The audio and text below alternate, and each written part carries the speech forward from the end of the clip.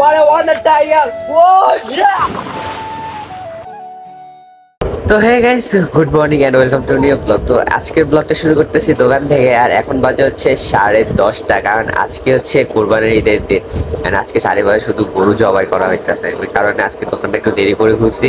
আর আজকে তেমন দোকানে কেউ নাই, দেখেন একদম দোকানপাট সব খালি। আপনাদেরকে দেখাইতেছি, এই যে দেখেন সব দোকান বন্ধ, জাস্ট একটা দুইটা দোকান খোলা আছে, জাস্ট একটা দুইটা। আমার চারিপাশে সব দোকানই বন্ধ, এই চারিপাশে সব দোকানই বন্ধ। তারপর এই দিকের দোকানগুলো, কারণ সবাই এখন এটা করতে ব্যস্ত, বুঝতে পারছেন? তো মানে আজকের দিনে কি বলতে মানে প্রত্যেকটা জায়গায় আমি বাড়ি থেকে আসার পথে 2 জায়গায় দেখতেছি 2টা গরু কাজ করতেছে। প্রত্যেকটা জায়গায় আজকে এটা হইতেছে। আর আমি এখন ভিডিও এডিটিং করতেছি। কালকে রাত্রে হচ্ছে কি আমি ভিডিও এডিটিং করতে পারি নাই, দুপুরবেলা আমি ধানের কাজ করছি যে, ওটার জন্য একটু ঘুমাইতে পারি নাই। বাড়িতে গেলাম 1টা বাজে, রাত্রে 1টা বাজে বাড়িতে গেছি। রাত্রে কারেন্টও ছিল না, প্রায় 1টা বাজে কারেন্ট আসছে। আমি মনে করছি এই 1টার দিকে বাবা দোকান থেকে বাড়িতে যাবে, কিন্তু বাবার জন্য অপেক্ষা করতে করতে আমি যে কখন ঘুমাই গেছি আমি বলতে পারবো না। ভিডিও এডিটিং করতে পারি নাই কারণ প্রচুর ঘুম আসতেছিল, তার জন্য। তো ব্লগটা এডিটিং কমপ্লিট করে নিই।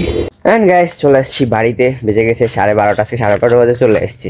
আর গাইস আজকে দেখেন আকাশ একদম রোদে, গাইস রোদে পুরো যেতেছে, এতটা রোদ করতেছে। দেখেন নীল আকাশ, একদম নীল আকাশ। আর ওই যে সূর্য মামা দেখা যাইতেছে।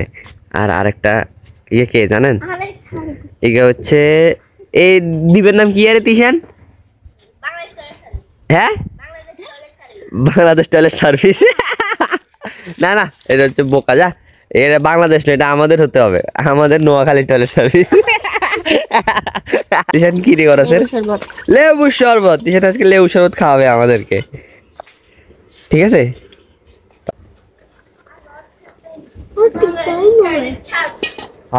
এই গরমের ভিতরে কাপটা যে কত দরকার।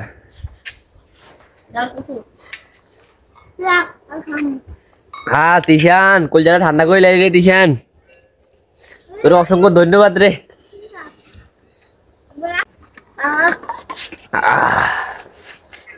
অমাইক তিশান, অমাইক, জাস্ট ওয়াও। আমাদের তিশান যেটাই বানায়, যেটাই মেক করে, ওটাই অস্থির হয়ে যায়। আজকে তার হাতে জুসটাও খেয়ে নিলাম, শরবতটাও খেয়ে নিলাম, এটাও অসাধারণ। তিশান নিজেও অসাধারণ। একটু হাওয়া দেন লাগে, তাহলে হইতো না।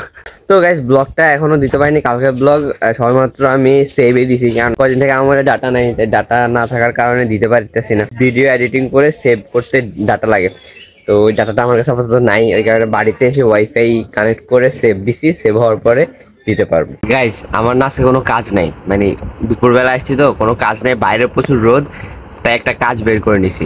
আমার জামা কাপড় প্রচুর ধুয়ে আমি রেখে দিছি, আয়রন করি না। আজকে দেখি সবগুলো করতে পারি কিনা। তো সবগুলো বলতে অনেকগুলো দেখাইতেছে আপনাদেরকে, ওয়েট গাইস। এই যে গাইস দেখছেন এই সবগুলো, আর তার সাথে কিছু জামা কাপড় ধুয়ে দিতে হবে, তাই আগে পানিতে ভিজায় নি।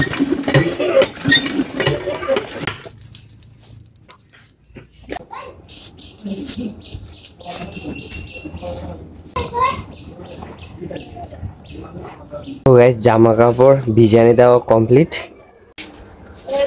এই পড়ো, তুমি কই গেছো? কোনে গেছো?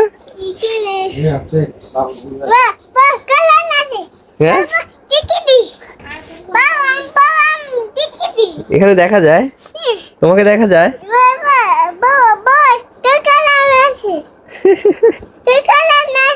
চোখ দেখা যায়। তো এবার শুরু করা যাক জামা কাপড় আয়রন। আর এটা করতে প্রচুর কষ্ট হয়, কারণ এভাবে করা লাগে।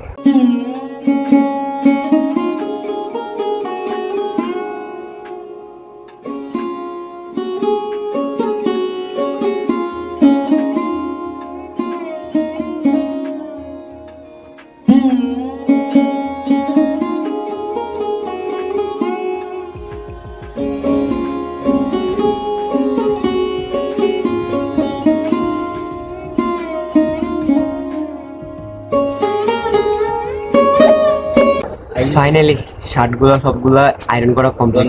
কি আপনারা মনে করছেন আমি জামা কাপড় সবগুলো আয়রন করুম? সবগুলো না, জাস্ট শার্টগুলো আয়রন করছি, কারণ শার্টগুলো তো আয়রন না থাকলে ঝামেলা।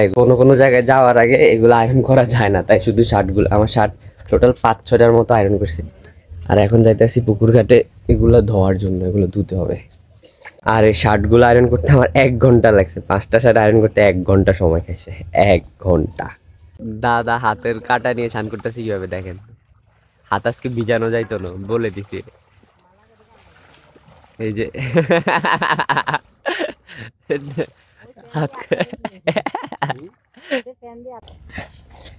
জামা কাপড় ধুতে প্রচুর কষ্ট লাগে। আগে এক সময় কি হতো, মা ধুয়ে দিত।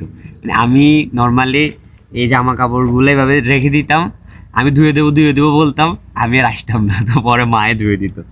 আর আরেকজন আছে দাসেরহাটে, আমার বৌদি হয়, তো উনিও এরকম জামা কাপড় আমি রেখে চাইলে অটোমেটিকলি ধুয়ে দিত। এখন তো আর কেউ নাই রে ভাই, এখন নিজে ধোয়া লাগে। মায়ের হচ্ছে হাতে ব্যথা, আর এদিক দিয়ে আমি এখন এগুলো ধোয়া লাগে, কারণ আমার জামা কাপড় তোরে ভাই এরে জামা কাপড় ওইখানে আমি পাশে প্রতিদিন ধুয়ে নিয়ে যাই। এরকম রাখি দিলে ঝামেলা, একসাথে হয়ে গেলে কষ্ট হয়ে যায়। এই শার্টটা আমার গিফটেড। এই যে বললাম না, ঘাসের রাতে বদিদের বাড়িতে গেছিলাম, আরে ওনার ভাইরা আমার এটা গিফট করছে। আচ্ছা দিশা, একটা বউ থাকতো আমার জামা কাপড়গুলো কত ধুয়ে দিতে কেন? তুই বিয়ে করে এলাস, তারপরে তো ছোট ভাইয়ের বউ হিসাবে তুই ধোয়া দিবি। তুই কবে আর বড় ভাইয়ের জামা কাপড় ধুই দেন? তুই এ কথা কতি না? হ্যাঁ না বোমা, আমিও কইতাম না বড় দিকে জামা কাপড় ধুই দেন। আমি তোমার কাছে থাক ছোট ভাই হিসাবে একদিন কইব বদি জামা কাপড় ধুই দেন। আমি কব না, 2 জন সমস্যা নেই। তুই কথা কইছিস না? কালা পাঞ্জাবি গে গাইস, এটা হচ্ছে আমার আরেকটা গিফটেড পাঞ্জাবি, যেটা বললাম না ওই যে অনলাইনে।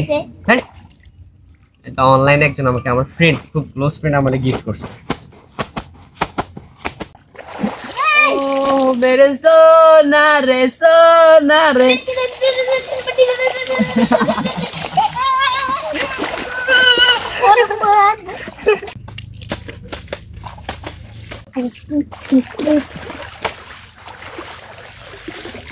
ফাইনালি আমার জামা কাপড় সবগুলো ধোয়া কমপ্লিট। এখন একটা বিগ শু শর্ট, একটা টি-শার্ট গে। Yeah yo yo yo, what a wonder tiger. Oh yeah.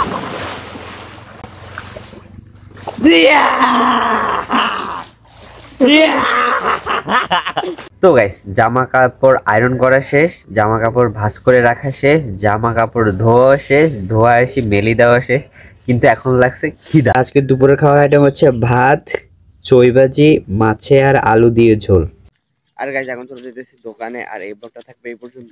তো এই ছিল আজকে কিছু সুন্দর মুহূর্ত যেগুলো আপনার সাথে শেয়ার করলাম। যদি ভালো লাগে একটা লাইক করে দিবেন, চ্যানেল নতুন সাবস্ক্রাইব করে দিবেন। থ্যাঙ্কস ফর ওয়াচিং, দেখা হবে নেক্সট ব্লগে। বাই। আর গাইস, এই পাঞ্জাবিটা আমি নিজের কষ্টের টাকা দিয়ে কিনেছি, খুব ভালো লাগে।